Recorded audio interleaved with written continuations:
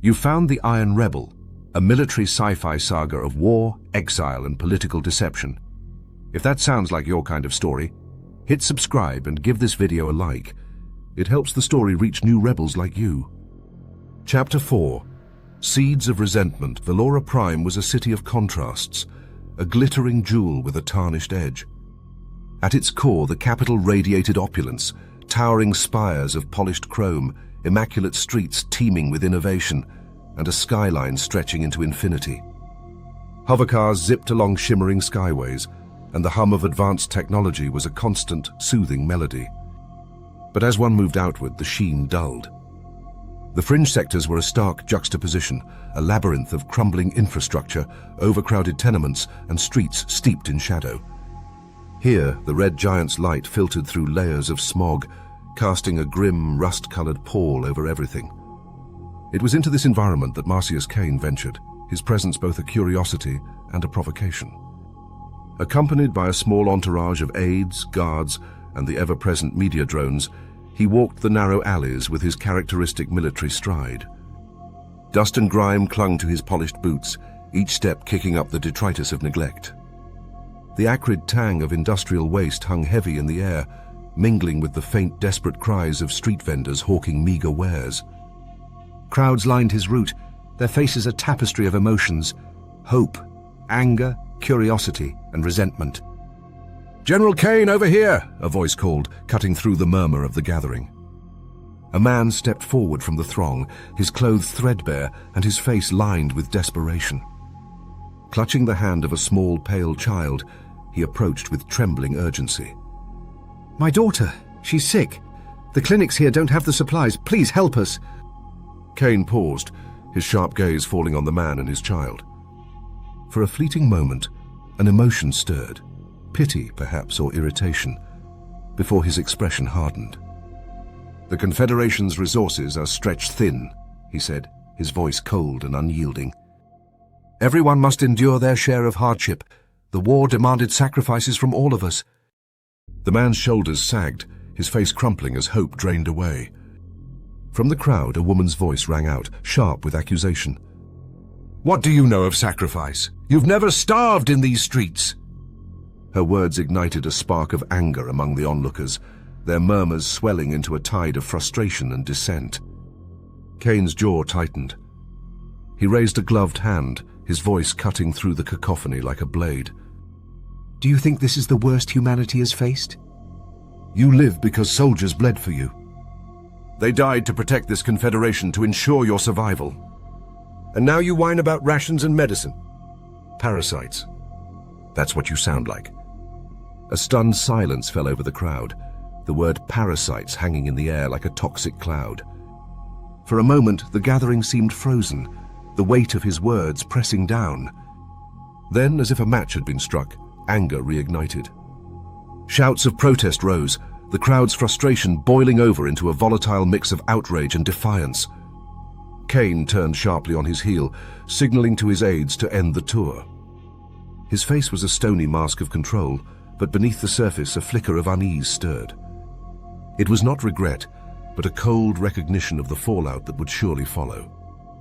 By the time Kane returned to the central district, the consequences of his outburst were already unfolding. The media drones, ever vigilant, had captured every word, every icy glare, and every moment of tension. Across the Confederation, holo recordings played on endless loops, with pundits and commentators highlighting and dissecting the word parasites. Fragile and volatile public opinion shifted like sand under a rising tide. In the fringe sectors, protests erupted with fervor. Crowds filled the streets, holding banners that read, "No parasites here," and "Leaders listen." Their voices echoed through the alleys, a collective cry against the man they had once viewed as a savior. The divide between Kane and the people he fought to protect grew wider with each passing hour. Within the polished halls of Velora Prime's political elite, the scandal was a gift to Kane's enemies.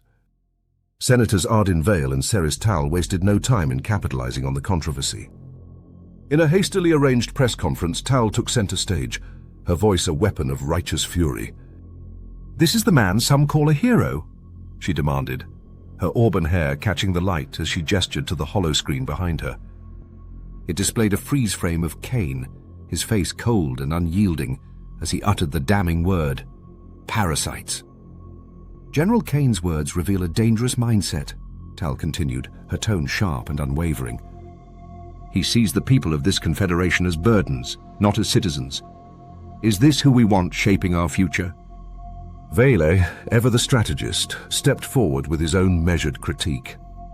Leadership requires empathy and understanding, he said, his grey eyes scanning the room. The fringe sectors have suffered greatly during the war, and they deserve support, not condemnation. General Kane's remarks are not only unbecoming of a leader, they threaten the unity we fought so hard to preserve. The press conference sent ripples through the political sphere. Vale and Tal's carefully crafted rhetoric struck a chord, amplifying the outrage and casting Kane as an unfit leader. Their narrative gained traction, and the seeds of resentment took root, threatening to overshadow his legacy. In the quiet of her private study, Volara Kane watched the unfolding scandal with a cold, calculating gaze.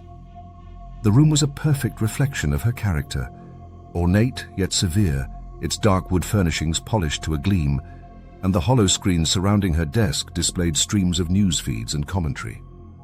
Every detail, from the intricate carvings on her chair to the sharp angles of the desk, spoke of power and control.